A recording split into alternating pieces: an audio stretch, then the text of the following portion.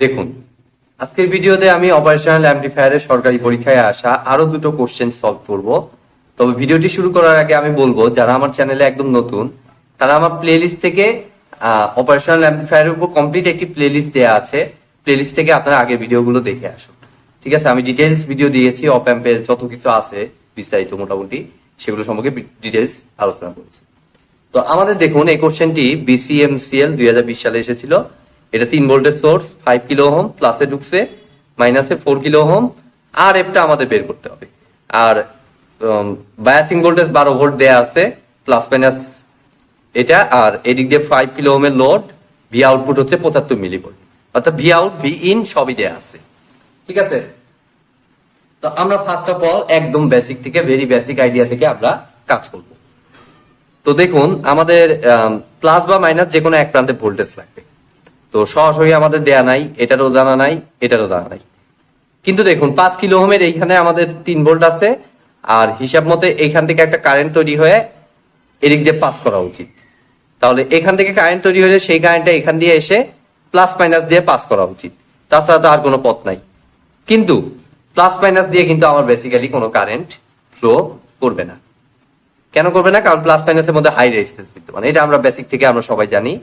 অর্থাৎ এদিক দিয়ে কিন্তু লজিক্যালি কোনো কারেন্ট যাবে না, বিধায় 5 কিলো ওহমের এই সাইডের ভোল্টেজ আছে 3 ভোল্ট, অতএব এই প্রান্তের ভোল্টেজও অবশ্যই হবে 3 ভোল্ট। ঠিক আছে, এটা আশা করি আপনারা বুঝতে পেরেছেন, যেহেতু আমাদের এই দিক দিয়ে কোনো কারেন্ট ফ্লো করবে না। ব্যাস, বাদ বাকি কাজটা একদম ইজি। একইভাবে এখন আমাদের প্লাসে আমাদের 3 ভোল্ট মানে মাইনাসেও 3 ভোল্ট, দ্যাট মিন্স এই ভোল্টেজটা আমার 3 ভোল্ট হতে বাধ্য, আর এই ভোল্টেজটা 75 মিলিভোল্ট জানা আছে। এখন তাহলে একমাত্র কারেন্ট চলাচলের রাস্তা দেখুন আমাদের এই যে এখান থেকেই তৈরি করলাম। এখান থেকে এই কারেন্টটা আমাদের I1 মনে করলাম।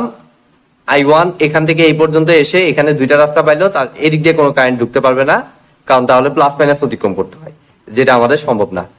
অতএব I1 এদিক দিয়ে এসে টোটালি এদিক দিয়ে চলে যাবে, অর্থাৎ এই কারেন্টটাকে I2 ধরলে লজিক্যালি আমাদের I1 এবং I2 টা সমান হবে। ঠিক আছে, অর্থাৎ আমি লিখতে পারতেছি, দেখুন, I1 is equal to I2।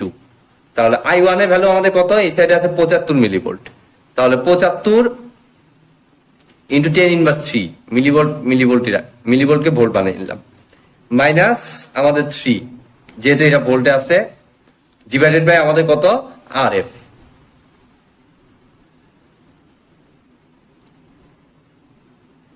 Is equal to 3 minus 0, এটা যেহেতু 0 আছে, ডিভাইডেড বাই 4। দেখুন, আমাদের কিলো ওহমটা আর ওহম বানাইলাম না, আর এটা অটোমেটিক্যালি কিলোতেই আসবে। ঠিক আছে, এখন আমাদের দেখুন আর একটা আমাদের কত আসে, এখান থেকে আমি একটু হিসাব করে নেই। 75 ইন্টু 10 ইনভার্স 3 থেকে ফার্স্টে বিয়োগ করব 3, এটাকে 4 দিয়ে গুণন, ডিভাইডেড বাই 3।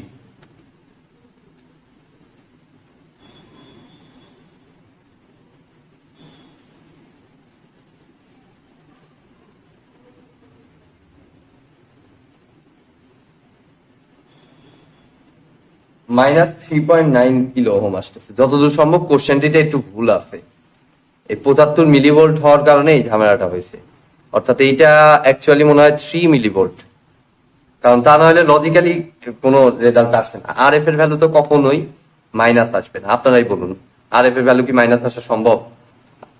আদৌ কিন্তু RF এর ভ্যালু মাইনাস আসবে না।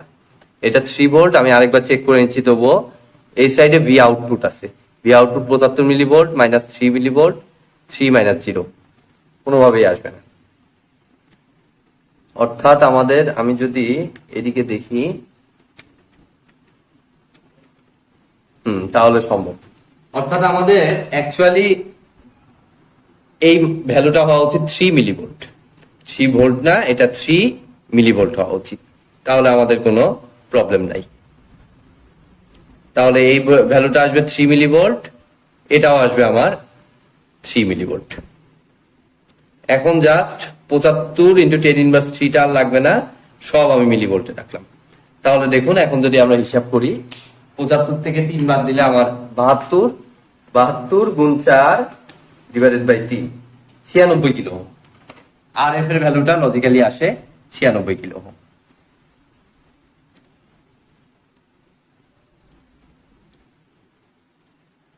ঠিক আছে, তো এটা হলো এই কোশ্চেনটির সলিউশন। তো চলুন এবার আমরা সেকেন্ড কোশ্চেনটি সলভ করি, দেখি কি বলছে। দেখুন আমাদের পরের কোশ্চেনটি ডিওয়াসা 2017 সালে এসেছিল এবং কোশ্চেনটি লাইক এরকম। এখানে আমরা দেখতে পাচ্ছি প্লাসের এখানে দুইটা ভোল্টেজ সোর্স আর এটা গ্রাউন্ডেড করা, আর কোনো প্রান্তের ভোল্টেজ ডিরেক্ট দেয়া নাই। ঠিক আছে, এবং বের করারও কোনো বুদ্ধি নাই। ঠিক আছে, তো আমরা যে কাজটা করব এটাকে সুপারপজিশন থিওরেম দিয়ে করবো, অর্থাৎ একটা করে সোর্স অ্যাক্টিভ রাখবো আর একটা ডিঅ্যাক্টিভ রাখবো। এই প্রসেসে আমরা সলভ করবো। তো প্রথমে দেখুন আমাদের V1 অ্যাক্টিভ, তখন V2 টাকে ডিঅ্যাক্টিভ করতে হবে। তাহলে সার্কিটটাকে রিড্র করে নিলে আমাদের দেখুন এটা 2 কিলো ওহম আর এই 3 কিলো ওহমটা আমার গ্রাউন্ডেড করে দিতে হবে, কারণ এখানে কোনো ভোল্টেজ থাকা যাবে না, অর্থাৎ ভোল্টেজটাকে জিরো করা মানে গ্রাউন্ড করা। তাহলে এটা 3 কিলো ওহম, এটা V1, এই ভোল্টেজটা এখানে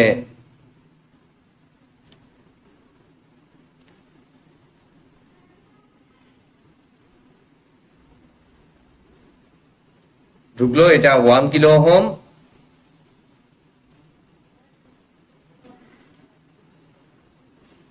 এটা 9 কিলো ওহম, এটাকে আমরা মনে করলাম ভি আউটপুট প্রাইম।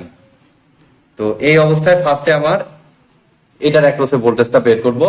তো আপনারা ক্লিয়ারলি দেখতে পাচ্ছেন এটা একটা সিরিজ সার্কিট। V1 থেকে কারেন্ট তৈরি হয়ে এদিক দিয়ে টোটালি চলে যাবে, এদিক দিয়ে কোনো কারেন্ট ঢুকতে পারবে না।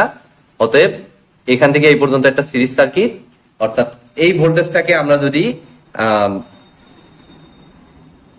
ভি প্রাইম মনে করি, তাহলে ভি প্রাইমের ভ্যালুটা আমার দেখুন আসতেছে ভোল্টেজ ডিভাইড রুল ইউজ করবো, অর্থাৎ এইটার অ্যাক্রসে রেজিস্টরটা হচ্ছে 3 divided by 3 plus 2 into V1, অর্থাৎ ভি প্রাইমের ভ্যালুটা আসে 3/5 ইন্টু V1। ঠিক আছে, তাহলে এটা ভি প্রাইম মানে এটাও ভি প্রাইম। আলটিমেটলি এদিক দিয়ে একটা কারেন্ট যদি I1 মনে করি, এই কারেন্টটাকে I2 মনে করলে I1 এবং I2 লজিক্যালি হবে সমান।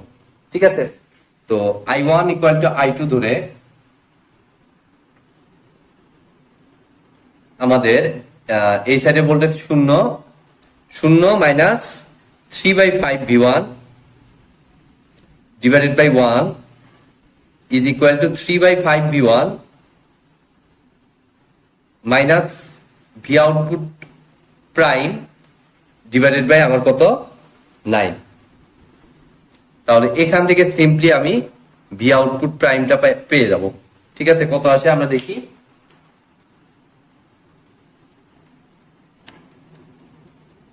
থ্রি বাই 5 যোগ 3 নং 27/5 6V1। এদিক সেদিক করে আমি যদি ক্যালকুলেশন করি তাহলে ভি আউটপুট প্রাইমের ভ্যালুটা আসে 6V1। আমরা সিম্পলি এক সাইডে এই ভি আউটপুট প্রাইমের ভ্যালুটা এখন লিখে রাখি।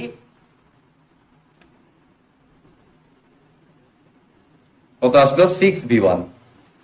সেম ওয়েতে এখন আমরা V2 কে অ্যাক্টিভ রাখবো।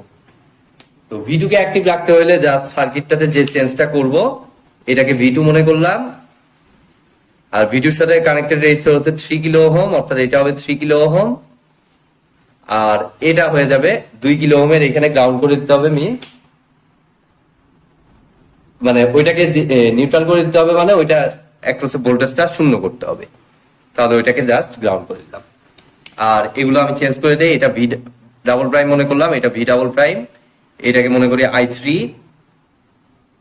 এবং এটাকে মনে করতেছি I4, এবং সেই অনুযায়ী এটা হবে ভি আউটপুট ডাবল প্রাইম। ব্যাস, আগের মতোই এখন আমরা হিসাব করি। ফার্স্ট টার্গেট হলো ভি ডাবল প্রাইম বের করা। তো এটা আমরা ভোল্টেজ ডিভাইড রুল দিয়ে ভি ডাবল প্রাইমের ভ্যালুটা দেখুন পাচ্ছি 2 ডিভাইডেড বাই 2 যোগ 3, 2 ডিভাইডেড বাই 2 যোগ 3 ইন্টু V2, মানে এটা আসতেছে 2/5 V2। তাহলে এটা হবে 2/5 V2। তারপরে I3 ইকুয়াল টু I4 ধরে আমাদের এই সাইডে voltage 0 minus 2/5 V2 divided by 1 equal to 2/5 V2 minus V output double prime divided by 9। এই রেজিস্টারটা যেহেতু 9, তাহলে আগের মতো আমি যদি এখন হিসাব করে ফেলি 2/5 তার সাথে যোগ হবে 9 × 18/5 4V2। V আউটপুট ডাবল প্রাইমটা আমার আসে সিম্পলি 4V2 ব্যাস। V output double prime V output prime দুটাই পেয়ে গেলাম আমরা। V আউটপুট ডাবল প্রাইমের এই ভ্যালুটা উপরে বসিয়ে দেই,